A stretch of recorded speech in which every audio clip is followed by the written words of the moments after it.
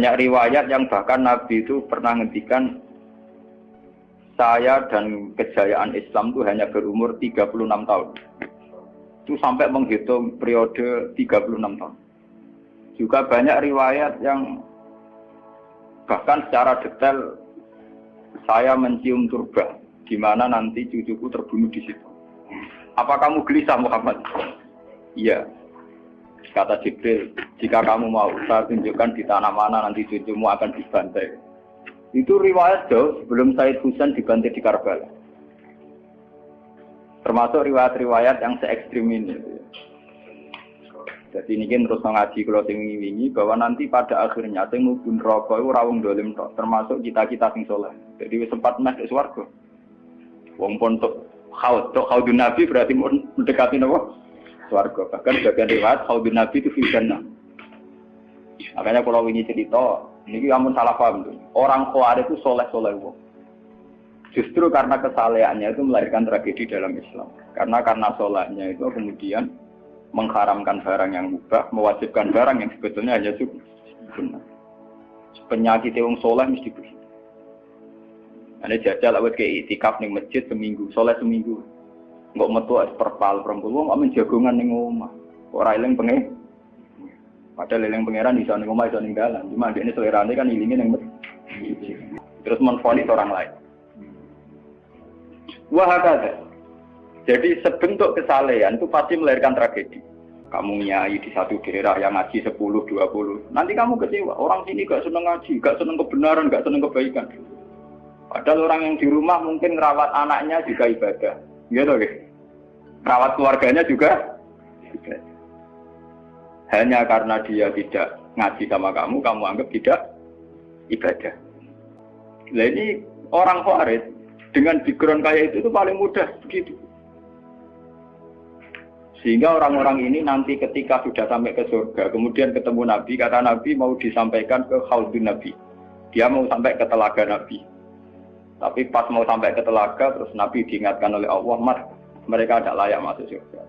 Innahum qad ahdatsu ba'dak. Mereka bikin bid'ah setelah kamu. Tapi itu umatku ya Allah, saya kenal mereka, mereka kenal saya. Ya, tapi sukon itu harus dijauhkan dari surga. Karena semua sebentuk kesalehan atas nama agama tentu langsung dikaitkan dengan Allah, bertautan dengan hukum Allah. Kalau sudah kamu yakini itu hukum Allah, tentu kamu dengan mudah akan menghukumi kafir siapa saja yang menentang, karena kamu anggap melecehkan hukum Allah. Akhir dari itu tentu kamu akan tahlilud dam. Nak ngono wong iku halal darah.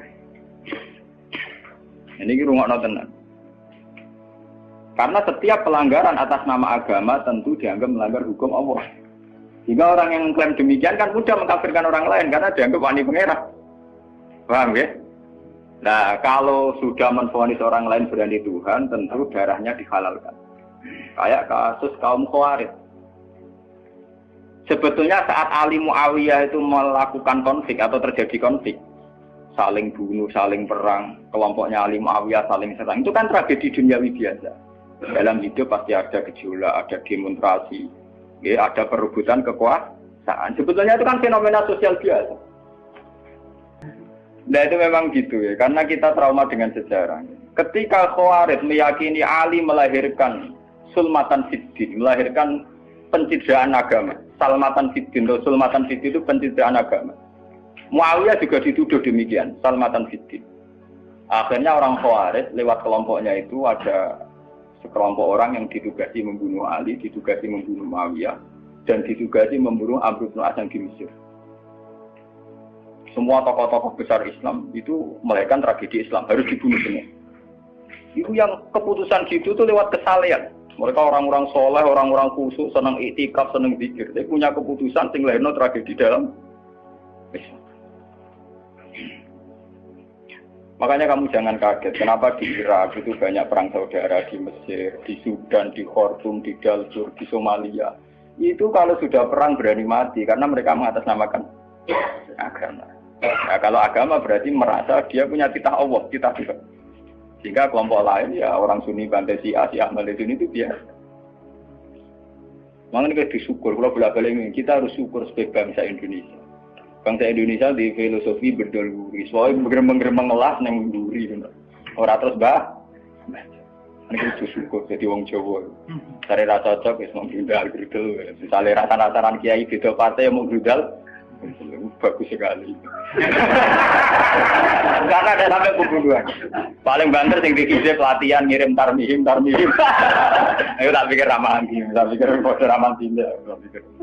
Ya paling misalnya mati dikije yo ngeluh sithik-sithik. Orang anti mati.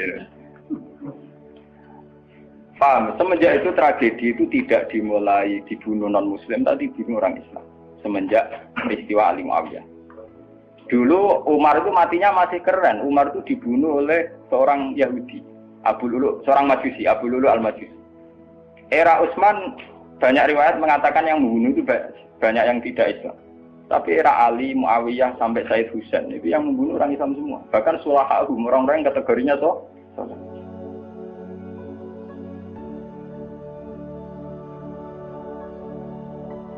wong soleh macam payah. Mbak Madin gue kenal aku ngukumi wong murtad itu biasa.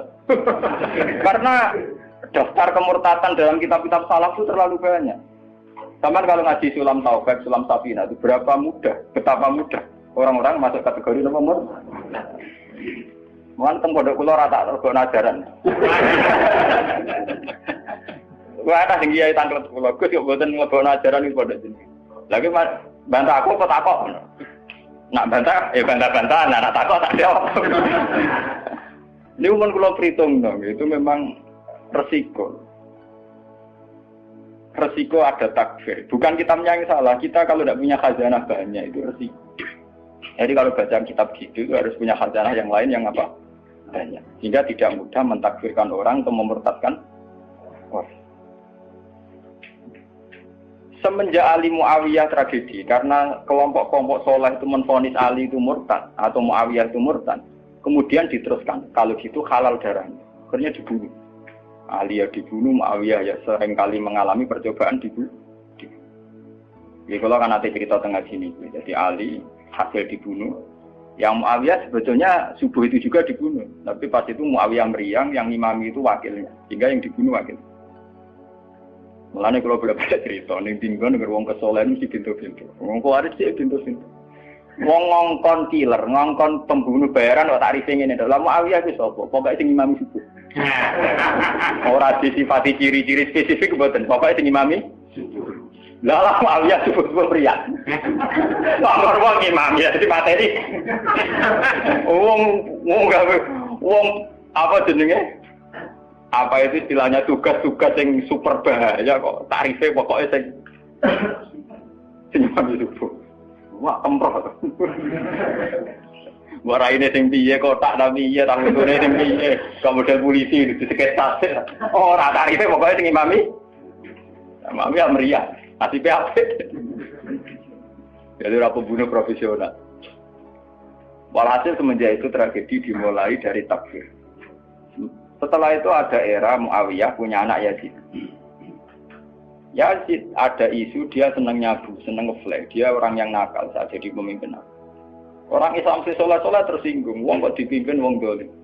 Orang Islam ekstrem wong kok dipimpin wong ra sholat, wong ra bener kok mimpin wong bener. Akhirnya Madinah bergejolak. Madinah bergejolak ini kemudian banyak yang merokokasi Said Husain supaya ngambil alih kepemimpinan sinten. Sampai nak cerita di tragedi ke saya.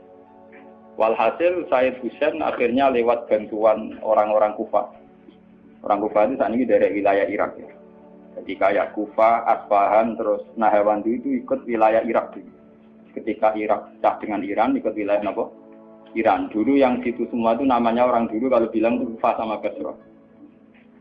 Gitu, okay. Makanya kalau di kitab-kitab Nahwu semua kitab salaf kalau bahasakan kawasan itu kalau ada kawasan Kufah ya apa? Sekarang di bahasa internasional lebih dikenal Irak semua. Tapi kalau dulu orang bilang itu Kufah, Basrah, Nahawandu, Asbahan, Khurasan. Itu kan dan Rosamban. Orang-orang Kufah datang ke Medina. Ya Husain, karena yang dituduh zalim, kita-kita yang nanti di Kufah siap membeat jenengan jadi khalifah. Siap dukung jenengan jadi apa? Khalifah. Ini ku mengkudeta kepemimpinan ya Yazid. Sayyid Husain sebagai orang senior, beliau konsultasi sama Sayyid Ibnu Abbas. Ibnu Abbas itu pernah paman, karena Ibnu Abbas itu misananya Nabi. Ya, Ibnu Abbas itu kan misananya sinten? Nabi. Beliau itu sugeng nganti era Sayyid Husain ya. Ibnu Abbas sugeng nganti era Sayyid Husain. Ketika Sayyid Husain konsultasi sama Ibnu Abbas, dihentikan ngene. Yabna ammi al-Kufah la tafi. Sopo sing ape dukung kowe? Tiang Kufah ya ammi. Wong Kufah atau jujur. Wong Kufah itu bulat gak welet. Al-Kufah la tafi. Wong Kufah nak janji atau nepat.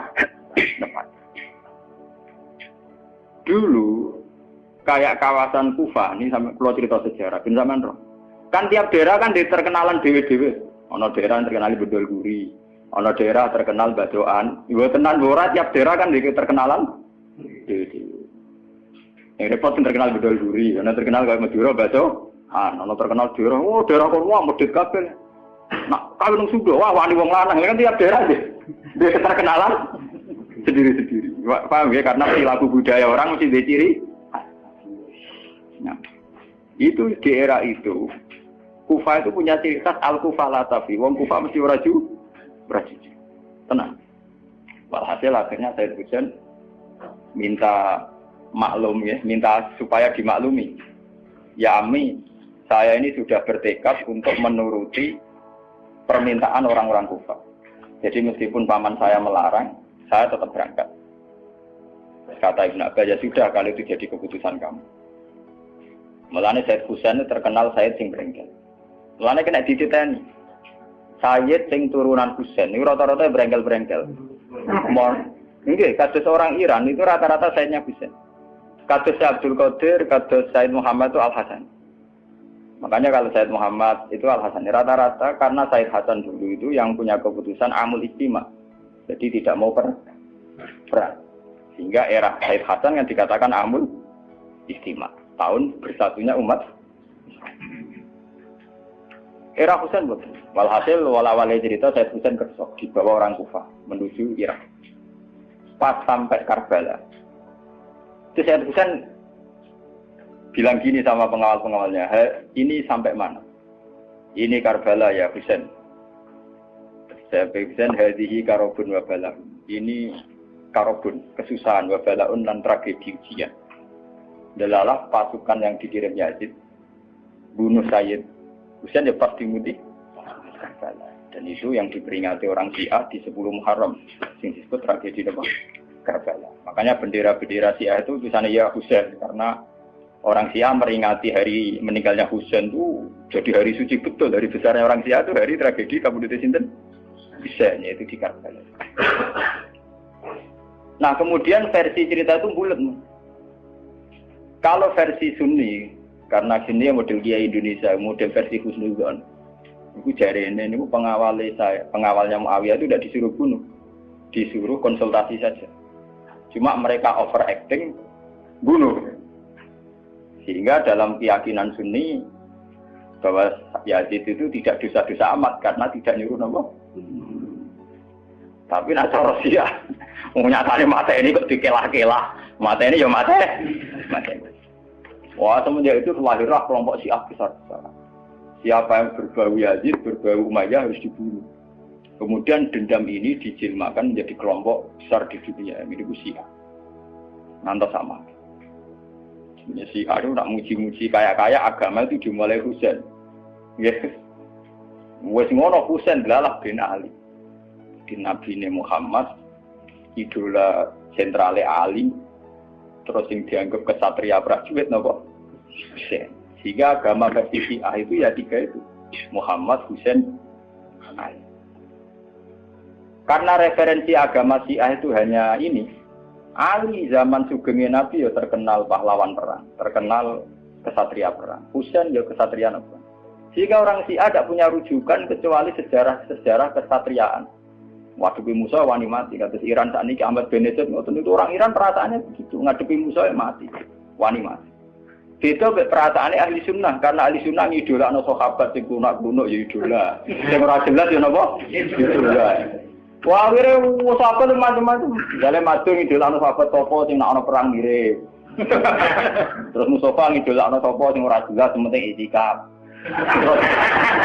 Itu kelebihannya Sunni karena ngakui semua sahabat jika perilakunya variasinya banyak. Lho tenan niku boten kuyon niku. Karena variasi idolanya napa?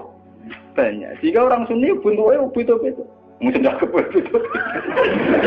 Mungkin tidak kemudian sing ngene. Oh pengamat itu ngamati salat ngono paling pusing. Muka harus yang standar. Salate Muhammadiyah, PKS, Salafim di standar. Carane ngomong ngono pusing. Dia ini terkenal alim. Allahu Akbar. Ana sing watwah Allahu Akbar. Allah.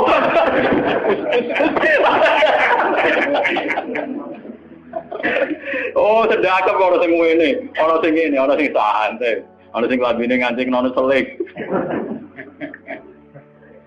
Karena orang Sunni terlalu banyak tokoh idola. Karena keyakinan Sunni semua sahabat itu layak diikuti. Iku mbok barokah bolak nek keyakinan wong Sunni iku semua sahabat layak napa? Sahabat macam-macam. Akhirnya wong Sunni macam-macam. Itu beda dengan Syiah. Sentral sejarahnya di Husain sebagai martel perang atau kesatria perang. Ali terkenal Al-Qarrar, orang yang reputasinya juga tentang apa? Jika dalam terminologi Syiah itu tidak ada istilah bihikmati wal mau'izatil hasanah, sing sabar ngadepi musuh sing santun ora mahal tuh Jawa niku mboten mahal. Paham ya? Sampeyan ngerti kenapa sih cara berpikir demi nek Sunni mboten. Mau kiai iku dhisik ning daerah Abangan. Mujite sik Islam ora malas. Malah dungo. Wah cerita seputar rawani tok. Seputar sabar, seputar kawan. Jarang kok kiai Sunni wani jotosan. Jadi sejarah dengan sabar. Sehingga dalam tradisi Sunni itu tidak ada revolusi. Sampai sekarang. Beda dengan di Syiah. Libanon pengikut Syiah, Syria ya Syiah. Iran juga Syiah. Meskipun Syiah sendiri punya variasi, kayak Syiah Imamiyah, Syiah Ismailiyah, Zaidiyah, dan sebagainya. Tapi trennya sama, tetap menjadikan Said Husain sebagai sentral. Emang langsung TV kan nonton benderane Syiah tulisannya apa? Ya apa? Ya Husain. Nah sampai idola kan buatan Husain. Idola Hasan. Said Hasan itu rasa seneng perang. Tapi semua ya kok. Jadi ya Pak Kiai Jawa, perang barang. Gerwapan titik, napa poli?